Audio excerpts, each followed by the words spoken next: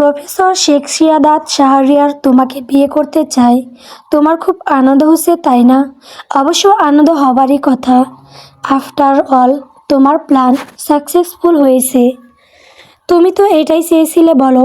যখনই দেখলে একটা হট ড্রেসিং ছেলে তোমার সামনে বসে রয়েছে, তুমি ক্রোর হেসে মনে মনে ভাবলে আই হ্যাভ এ প্ল্যান। সেই প্ল্যান অনুযায়ী তুমি স্যারের সামনে নিজেকে প্রেজেন্ট করলে। ফাইনালি তুমি বাকিটা বলার আগেই সপাটে চর পড়ল নোরার গালে। নোরা 2 সেকেন্ড স্তব্ধ থাকে, তারপর হঠাৎ করে মুখটা বিকৃত হয়ে ওঠে। রাগে ক্ষোভে চিৎকার করে ওঠে সে, ইউ রাবিশ! শব্দ আটকে যায় নোরার ঠোঁটের কোণে। নোরার ওপর গালে চর পড়ে। পরপর 2টা থাপ্পড় খেয়ে নোরা বাকহীন হয়ে যায়। সে গালে হাত দিয়ে সুপ্রভার দিকে ক্রুদ্ধ দৃষ্টি নিক্ষেপ করে। সুপ্রভা সে দৃষ্টির পরোয়া করে, বরং শাসনের সুরে বলে, সম্পর্কে তোমার বড় ভাবি হয় আমি। বড়দের সাথে কিভাবে কথা বলতে হয় জানো না? বেয়াদব মেয়ে একটা, সবাইকে নিজের মতো করো। আমি এত দিন তোমার সব অপমান, সব অন্যায় মুখ বুজে সহ্য করেছি, কিন্তু আমি ভুল করেছি। আমার উচিত ছিল তোমাকে চাপকে সিধে করে দেওয়া। নোরার চোখ দুটো রক্তবর্ণ বা ধারণ করে। রাগ ক্ষোভ অপমানের তীব্রতায় তার সর্বাঙ্গে কাঁপন ধরে। গালে শুয়ে থাকা আঙুলটা নামিয়ে এনে তাচ্ছিল্যের হাসি হাসে নোরা। বিদ্রূপ কণ্ঠে বলে, বাহ সুপ্রভা, বাহ! প্রফেসরের বউ হওয়ার আগেই এত তেজ, এত অহংকার। বউ হওয়ার পরে দেখা যাবে দম্বে তোমার পা মাটিতে পড়ছেই না। নোরা একটু থেমে আবারও বলে, নির্লজ্জ মেয়ে একটা, এক পুরুষ ছেড়ে অন্য পুরুষের কাছে যাচ্ছে। সি সি সি! শব্দগুলো সুপ্রভার কানে উত্তপ সীসা ঢালল। নোরা পৈশাচিক হাসি এসে ঠোঁট বেঁকিয়ে বলে, চাঁদ উঠেছে, ফুল ফুটেছে, কদম তলায় কে? হাতি নাচছে, ঘোড়া নাচছে, নাচছে বিধবা সুপ্রভার বেয়ে। অপমানে সুপ্রভার চোখ বেয়ে আপনা আপনি নোনা জল গড়িয়ে পড়ে। সুপ্রভা 1 মিনিটও বিলম্ব করে না, নিজের রুমে গিয়ে দরজা বন্ধ করে দিয়ে ফ্লোরে বসে পড়ে। কাঁদতে কাঁদতে বলে, আমি আর নিতে পারছি না। এত অপমান সহ্য করার ক্ষমতা আমার নেই। আমি মস্ত বড় একটা ভুল করতে যাচ্ছিলাম। নোরা চোখে আঙুল দিয়ে আমার অবস্থান দেখিয়ে দিয়েছে। বাবা মা ভাইয়া যতই বলুক আমি এই বিয়েটা করতে পারবো না। কিন্তু এই বাড়িতে থাকলে না, না, আমাকে এ বাড়ি থেকে চলে যেতে হবে। কিন্তু কোথায় যাব আমি? বাবার বাড়িতেও যেতে পারবো না, এখানেও থাকতে পারবো না। কোথায় যাব আমি? সুপ্রভা মাথার চুল খামচে ধরে। চোখের জল ভিজিয়ে দিচ্ছে তার গলা, বুক। সে চোখ বন্ধ করে হাঁটুর মধ্যে মাথা গুঁজে বসে থাকে। মিনিট 2 পর কিছু একটা মনে পড়তেই তড়াক করে লাফিয়ে উঠে ফোনের খোঁজ চালায় সে। ঠিক সেই মুহূর্তেই কর্কশ শব্দে ফোন বেজে ওঠে তার। ফোনের স্ক্রিনে সিমি নামটা জল করতে দেখে। খুশিতে জলমল করে ওঠে সুপ্রভা। 2 চোখ সুপ্রভার কল রিসিভ করতে ওপাশ থেকে সুরেলা কণ্ঠে ভেসে আসে, কেমন আছিস প্রভা? সুপ্রভা নাক টেনে বলে, আমি ভালো নেই সিমি। বেদবাড়া যে চাইলেও ভালো থাকতে পারে না। তুই কি কান্না করছিস প্রভা? তোর গলার স্বর এমন লাগছে কেন? তোর কি হয়েছে প্রভা? তুই ঠিক আছিস তো? তোর কাছে আমাকে কটা দিন থাকতে দিবি সিমি? মাত্র কটা দিন? আমি তো অশিক্ষিত নই। আমি ঠিক একটা চাকরির জোগাড় করে আমার নিজের ব্যবস্থা করে নিব। ততদিন তোর কাছে ঠাঁই দিবি আমাকে। সিমি অবাক গলায় বলে, তুই এভাবে বলছিস কেন প্রভা? তুই আমার বেস্ট ফ্রেন্ড। তোর জন্য আমি আমার নিজের জীবনটা উৎসর্গ করতে পারি। কিন্তু তোর কি হয়েছে আমি পরে তোকে সবটা বুঝিয়ে বলবো। এখন বলার মতো সময় নেই। আমি আজ রাতেই সিলেটের উদ্দেশ্যে রওনা হচ্ছি। তুই একা আসতে পারবি প্রভা? আমি কি ভাইয়াকে পাঠাবো? সুপ্রভা গভীর শ্বাস নেয়, চোখের কোণে জমে থাকা জলটা মুছে ফেলে নিজেকেই বলে, জীবনের লড়াইটা যখন একাই লড়তে হবে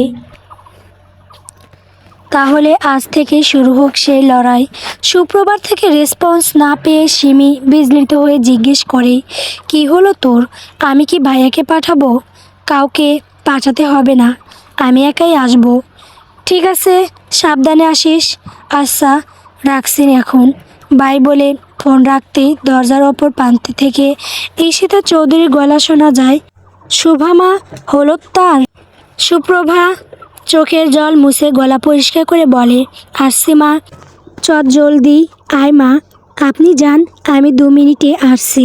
সুপ্রভা ওয়াশরুমে গিয়ে চোখে মুখে জলে ছিটা দিয়ে তড়িঘড়ি করে একটা ধূসর রঙের শাড়ি গায়ে জড়িয়ে নেয়, মুখে সামান্য একটু পাউডার লাগায়, নিজের ক্রন্দরত ফ্যাকাশে চেহারা লুকাতে কি মনে করে আয়নায় একবার নিজের দিকে তাকায় সুপ্রভা। চেনা মুখ, অথচ আজ যেন অচেনা। চোখের কোণে জমে থাকা লবণাক্ত দুঃখরা ধূসর শাড়ির আসনে মুছে নেয় সে। কবির একটা শ্বাস নিয়ে দরজার বাইরে পা রাখে। ড্রয়িং রুমে ঢুকতেই ঈশিতা চৌধুরীর চোখ দুটো তার মুখের দিকে থমকে যায়। মায়ের চোখে সন্তানের কষ্টের ছায়া ঠিক স্পষ্ট হয়। তিনি উদ্গ্রীব কণ্ঠে জিজ্ঞেস করেন, কি হয়েছে রে মা? তোর চোখ মুখ এমন শুকনো লাগছে কেন? সুপ্রভাত ঠোঁটে মিথ্যা হাসি ঝুলিয়ে বলে, কই কিছু হয়নি তো। সবার চোখ ফাঁকি দিতে পারলেও তুই মায়ের চোখ কখনোই ফাঁকি দিতে পারবি না শোভা। কান্না করছিস কেন বল, কি হয়েছে? কিছু হয়নি মা, আমি ঠিক আছি। তবে চল এবার কেক কাটি। সৌরভ কেক কেটে একে একে সবাইকে কেক খাইয়ে দেয়। নোরা সোফায় বসে অবলীনায় ফোন টিপছিল। সৌরভ ভয়ে ভয়ে নোরার দিকে এগিয়ে যায়, কাপা হাতে নোরার মুখের সামনে এক টুকরো কেক তুলে ধরে। সৌরভের অভিসন্ধি বুঝতে পেরে চিৎকার করে ওঠে নোরা, তুমি ভাবলে কি করে আমি তোমার মতো একটা কালা টাকির হাতের খাবার খাবো? তোমাকে দেখলে ঘেন্না গা গলিয়ে বমি আসে আমার। লজ্জায় মাথা নিচু হয়ে যায় সৌরভের, চোখ দুটো ভিজে উঠেছে বোধহয়। সুপ্রভা নিজের অপমান সহ্য করতে পারলেও তার ভাইয়ের অপমান সহ্য করতে পারে না। সে নোরার দিকে এগিয়ে যায়, কিছু বলতে উদ্যত হতেই আচানক তার ফোন বেজে ওঠে। স্ক্রিনে আননোন নাম্বার দেখে সুপ্রভা কল কেটে দেয়, কিন্তু ফোনের অপর প্রান্তের ব্যক্তি ধৈর্যশীলতার পরিচয় দিয়ে একের পর এক কল করতেই থাকে। সুপ্রভা এক পর্যায়ে বিরক্ত হয়ে কল রিসিভ করে, সাথে সাথেই অপর প্রান্ত থেকে নেশালো কণ্ঠে ভেসে আসে, হে লাল চমচম, আমি আপনাকে বিয়ে করব না মিস্টার ভণ্ড প্রফেসর। দিবা স্বপ্ন দেখা বন্ধ করুন, আপনাকে বিয়ে করার থেকে রিক্সাওয়ালা বিয়ে করার টের ভালো। সুপ্রভার কথা শুনে ফোনের ওপর প্রান্ত থেকে শিয়াদাত বাঁকা হাসে, উন্মাদ প্রেমিকের ন্যায় বলে, আমি এক্ষুনি রিক্সা কিনতে যাচ্ছি, তোমার জন্য না হয় পার্ট টাইম রিক্সাওয়ালা হয়ে গেলাম। সুপ্রভা চোখ বন্ধ করে গভীর শ্বাস নেয়, কপট রাগ দেখিয়ে বলে, দেখুন মিস্টার। সুপ্রভার মুখের কথা কেড়ে নিয়ে শিয়াদাত তার কথার ডাবল মিনিং বের করে, আমি তোমার চোখে অসভ্য, বেহায়া, নির্লজ্জ হতে পারি লাল চমচম, কিন্তু ক্যারেক্টারলেস নই যে বিয়ের আগে সব দেখব। সুপ্রভা কি বলবে ঠাহর করতে পারে না সে প্রসঙ্গ পাল্টে শক্ত গলায় বলে, আপনি আমাকে লাল চমচম বলে ডাকবেন না, খুবই বিশ্রী শোনায়। একজন প্রফেসরের মুখে এমন বিশ্রী কথা শোভা পায় না। শিয়াদাত আবেগজড়িত গলায় বলে, তুমি দেখতে ঠিক লাল চমচমের মতোই মিষ্টি, তাই তো তোমাকে ভালোবেসে আদর করে লাল চমচম বলে ডাকি। সুপ্রভা দমে যায় না, বরং তেজি গলায় বলে, আমি আপনার প্রেমিকা বা বউ নই যে আমাকে ভালোবেসে আদর করে ভিন্ন নামে ডাকা লাগবে। শিয়াদাত মুচকি এসে বলে, ওকে ফাইন, এখন তোমাকে লাল চমচম বলে ডাকবো না। একটা পর পুরুষের মুখে সত্যি লাল চমচম নামটা তোমার জন্য অস্বস্তির, কিন্তু বিয়ের পর তোমার শাসন বারণ কিছুই আমাকে টলাতে পারবে না। আমার বউকে ভালোবেসে আদুরি আদুরি নামে ডাকবো, তখন তোমার কিছুই করার থাকবে না। সুপ্রভা বিবর্ণ ঠোঁটে হাসে, মনে মনে বলে, আপনি অবুঝ নন, সবটা বোঝেন, বরং আমার থেকে অনেক অনেক জ্ঞান আপনার, সবটা ভালো বোঝেন। এরপরও কেন যে এমন অবুঝের মতো করছেন। আমি জানি না, আমাকে বিয়ে করার স্বপ্ন আপনার স্বপ্নই থেকে যাবে। আর মাত্র কিছুক্ষণের অপেক্ষা, এরপর আমি সবাইকে ছেড়ে অনেক দূরে চলে যাব। আমার টিকিটাও খুঁজে পাবেন না আপনি। হ্যাঁ রে সুপ্রভা, কে ফোন করেছে? কার সাথে কথা বলছিস? আলিয়া বেগমের কথা কর্ণগোচর হতেই সুপ্রভা তড়িঘড়ি কল কেটে দেয়। আমতা আমতা করে বলে, ওই অফিস থেকে কল করেছিল। তাদের খেয়ে দিয়ে কাজ নেই, অযথা মানুষকে কল করে বিরক্ত করে। আলিয়া বেগম বোধ করি সুপ্রভার কথা বিশ্বাস করতে পারলেন না। তিনি সুপ্রভার দিকে জোহরি দৃষ্টি নিক্ষেপ করলেন। সুপ্রভা দারুণ অস্বস্তির মধ্যে পড়ে গেল। সে তড়িঘড়ি করে নোরার দিকে এগিয়ে যায়। নোরা এখনও সৌরভকে কথা শোনাচ্ছে, আর সৌরভ পরাস্ত সৈনিকের মতো মাথা নিচু করে দাঁড়িয়ে রয়েছে। ভাইয়ের এমন পরাজয় দেখে চমকায় সুপ্রভা। সৌরভ এই বাড়িতে এসে নিজেকে যতটা শান্ত ভদ্র দেখে, সে ততটাও সজ্জন নয়। গ্রামের ছোট বড় জোয়ান বুড়ো সকলে তাকে ভয় পায়। তার চোখের দিকে তাকিয়ে কথা বলার সাহস কারো নেই। সুপ্রভা লক্ষ্য করেছে গ্রামের দাপিয়ে বেড়ানোর তার বাঘ ভাইটা এ বাড়িতে আসলেই কেমন যেন নির্জীব বিড়াল হয়ে যায়, বিশেষ করে নোরার সামনে। নোরার গলার স্বরটা ক্রমেই চড়া হয়ে উঠছে। প্রতিটা শব্দ যেন সৌরভের আত্মসম্মানে এক একটা আঘাত। সুপ্রভার বুকের ভেতরটা হো হো করে ওঠে। সুপ্রভা গলা উঁচিয়ে বলে, দ্বিতীয়বার তোমার গালে তুলতে বাধ্য করো না নোরা।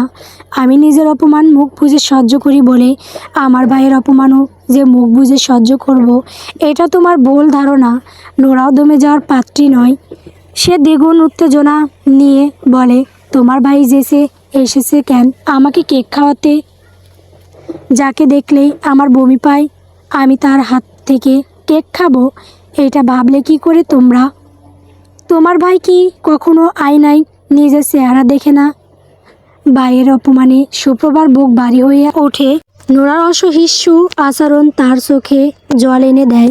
সে নিষ্পৃহ গলায় বলে, আমার ভাইয়ের গায়ের রং কালো, কিন্তু মনের রং নয়।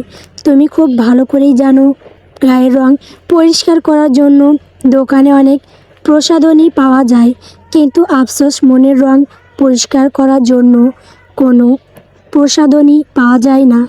যদি পাওয়া যেত, বিশ্বাস করো, আমার শরীরের রক্ত বিক্রি করে হলেও আমি তোমাকে মন পরিষ্কার করার প্রসাধনী কিনে দিতাম।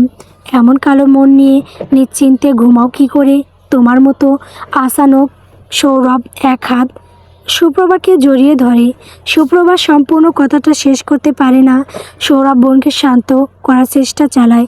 শান্ত হও বনু, আমার চোখের সামনে দাঁড়িয়ে তোমাকে যা নয় তাই বলে অপমান করছে, আর তুমি বলছো আমাকে শান্ত হতে? ও তোমাকে কেন কালো ডাকি বলবে? তুমি কি পাতিলের তলার মতো কালো? কালো নাও তো, তাহলে ও কেন তোমাকে অপমান করবে? নোরা ছোট মানুষ বনু, কি বলতে কি বলে ও নিজেই বোঝে না। সুপ্রভা অবাক গলায় বলে, নোরা ছোট মানুষ? সৌরভ কিছু না বলে মুচকি হেসে সুপ্রভার গালে কেকের টুকরো পুড়ে দেয়। হৃষ্ট চিত্রে বলে, কেক খা, দারুণ মজা হয়েছে। সুপ্রভা ফিসফিস করে বলে, তোমার অভিসন্ধি মোটেও ঠিক লাগছে না আমার। ব্যাপার কি বলো তো?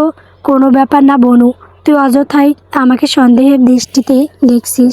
সুপ্রভা দীর্ঘশ্বাস ফেলে মনে মনে বলে, তুমি অপ্রাত্যে নিজের সুন্দর মনটা বিকিয়েছ ভাইয়া। নোরা একটা বিষ মরিচ, তার ঝাল এমন যা স্পর্শ করলে শুধুই মুখে নয়, তোমার সর্বাঙ্গে অঙ্গার হয়ে যাবে। খাওয়া দাওয়া শেষ করে সৌরভ তার মাকে বাড়ির উদ্দেশ্যে রওনা হওয়ার তাড়া দেয়, কিন্তু ঈশিতা চৌধুরী তাদেরকে যেতে দেয় না।